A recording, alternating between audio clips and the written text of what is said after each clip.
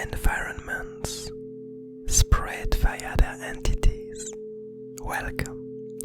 Today's doodle was based on the word cluster, and for this peculiar one, we're coming back to the high lands of the Abyss Garden, to this high sky where we have all of these floating rocks, and where we last time left the different colonies of blobs to continue evolving.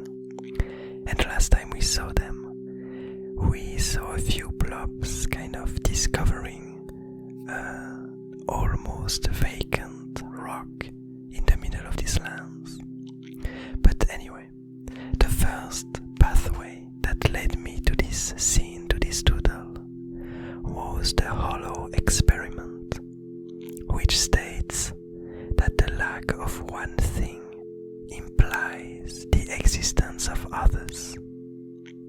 And so the idea here is that I wanted to show that as the blobs, so it brought me to the blobs because of this idea that before they came, the land was really barren, and the more they start to spread, the more the lack of one species kind of explains the existence of others. And so that's kind of what we see here. Wherever a species isn't, another has taken its place. The second pathway that I drew and that I used for this doodle was the peaceful demon, which states that one's intentions can be interpreted in infinite ways. And so here, that's kind of centered around this vacant rock, this vacant ground, this vacant realm, in which in the end two of the blob species started to plant themselves. And so what we see here is these two different species, the one that is really curious and quite solitary and tends to be a bit more aggressive in its spread, and the other one which seems to be a bit more communal and to be a bit more about stretching itself and keeping in contact with each other. So we have these two blobs that somehow decided at the same moment to take hold of this new rock, of this new place, this new potential home for them to spread.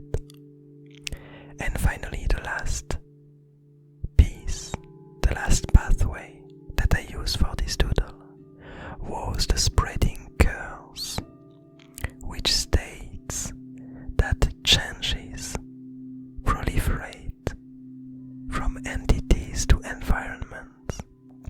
And so that's kind of the main pathway, the main idea that led to the events that occur in this scene, in this doodle. So we have mainly these two colonies of blob. Near the end of the doodle we'll see a third colony that is seemingly just observing these two. And I wanted to show this idea that as these different colonies of blobs evolve in different ways, and as they colonize different places, their behavior changes the environment in which they live. And so we see it in two different ways here. First of all, we have at the top of the doodle, we mainly have islands that have been colonized by these really curious and expansionist blobs. And so what we see with this colony of blob is that it seems like as they kind of extend themselves and try to spread towards more islands and more new lands, they kind of bring with them the different rocks on which they are. And so basically their environment is kind of moving along with them.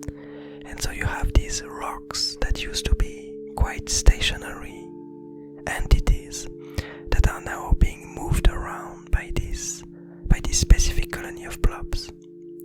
And on the other side, we have this other colony of blobs, which are way more settled blobs. And it seems like their behavior is not to move their environment around, but rather to move other parts of the overall environment into theirs. What we see at the very bottom, for example, is one of these blobs bringing in one of these floating rocks to this kind of cluster, to this group of floating rocks that this colony seems to be inhabiting.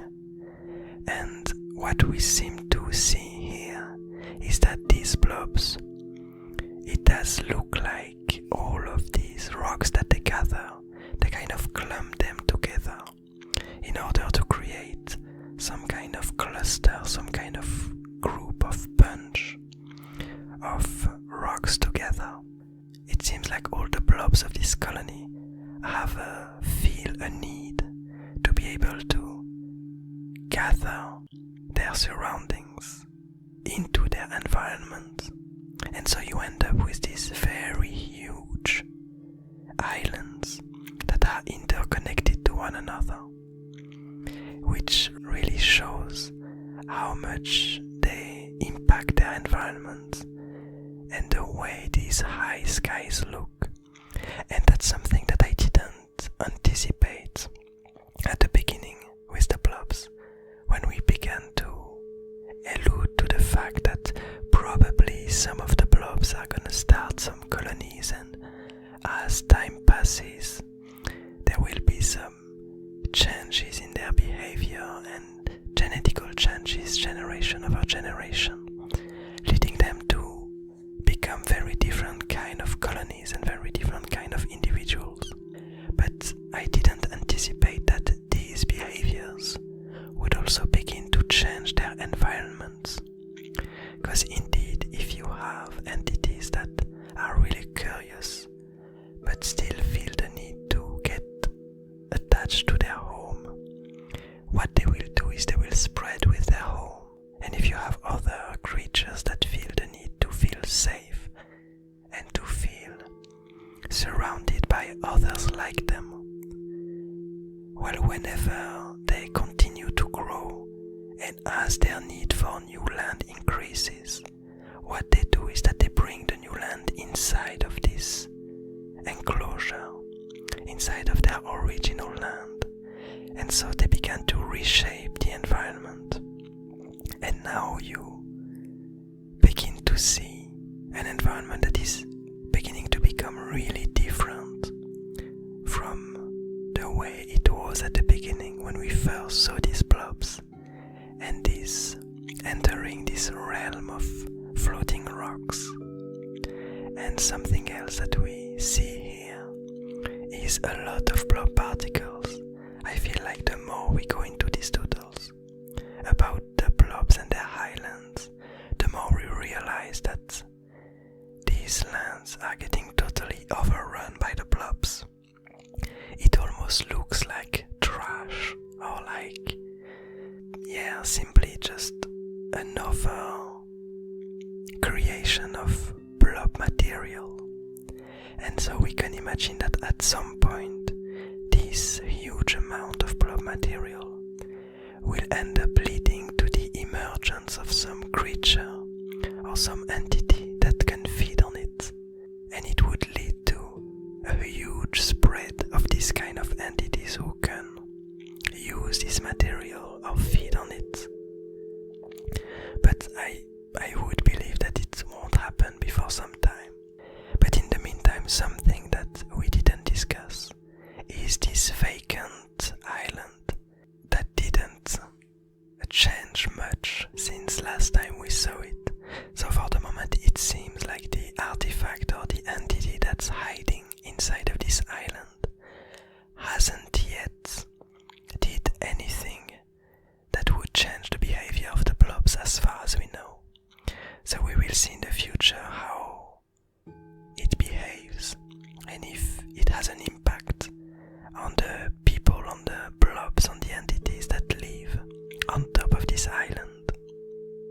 But anyway, in the meantime, I hope you enjoy this doodle, enjoy how this story evolves and how these colonies evolve inside of these high places of the Abyss Garden.